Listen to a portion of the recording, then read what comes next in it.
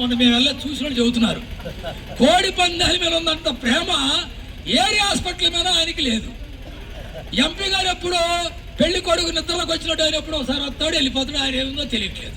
అంటే బాధ్యత వహించినటువంటి వాళ్ళు ఎవరైతే బాధ్యతగా ఉండాల్సినటువంటి వారు బాధ్యతగా లేని కారణంగా బీఎస్పీ ముందుకు వచ్చి మీ బాధ్యతలు గుర్తు చేస్తుంది.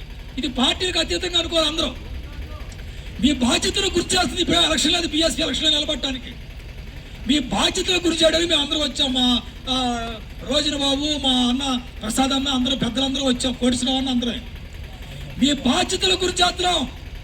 మిమ్మల్ని డిమాండ్ చేయట్లా. మీరు చేయాల్సిన పని ఇది. ఇక్కడ ఒక క్యాంటీన్ ఉండాలి. ఈ క్యాంటీన్ తక్కువ రేటుకు ఉండాలి. బయట ఇడ్లీ 2 ఇడ్లీలు 10 రూపాయలకి అమ్మితే 2 ఇడ్లీలు ఇక్కడ 2 రూపాయలకి అమ్మాలా. బయట టీ 10 రూపాయలు ఉంటే ఇక్కడ టీ 1 రూపాయికి ఇవ్వాలా. అలాంటి క్యాంటీన్ పెట్టి మెరుగైన వైద్యం చేసి పేషెంట్తో పాటు వచ్చినటువంటి వాళ్ళు రెస్ట్ తీసుకోవడానికి రూమ్ ఉండాలా. అంటే బాపట్ల జిల్లా అయిన తర్వాత వీటన్నిటిని మీరు సమకూర్చకుండా, బాపట్ల జిల్లా అయిన తర్వాత వీటన్నిటిని మీరు పెంపొందించకుండా రాష్ట్ర ప్రభుత్వం క్రిటికల్ కేర్ శాంక్షన్ చేస్తే దాన్ని ఎంఎం కొండయ్య గారు చర్యలు తీసుకుపోయాడు. మనం చూస్తూ ఉన్నాం. కాబట్టి మీరు అనిదా భావించకుండా, అధికారులు ప్రజాప్రతినిధులు భావించకుండా బహుజన సమాజ్ పార్టీ నాయకులు అడుగుతున్న డిమాండ్ని మీరు ప్రతిపాదన తీసుకొని డాక్టర్లు మంచి డాక్టర్లు వేశారు. కానీ ఏం చేయను, డాక్టర్లు గొప్పవాళ్లే. వాళ్ళు చేయడానికి ఏం లేదు. ఇక్కడ వైద్యం చేయడానికి మందులు లేవు. నిన్నోసారి నేను వస్తే తెగిపోయిన సెతస్కోప్ వేసుకుని ఒక ఆయన కనపడ్డాడు.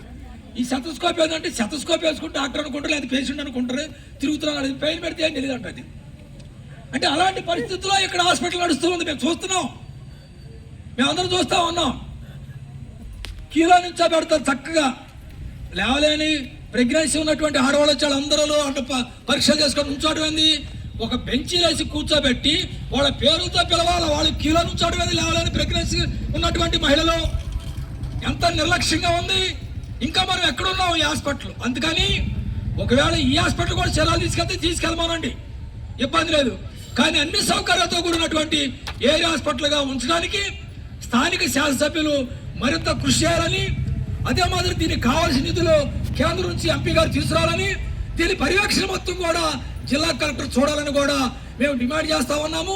లేని పక్షంలో ఈ ఉద్యమాన్ని మరింత ఉధృతం చేయడానికి మద్దతుగా మేము కూడా వస్తామని కూడా తెలియజేస్తున్నాం. జై భీమ్, జై అంబేద్కర్.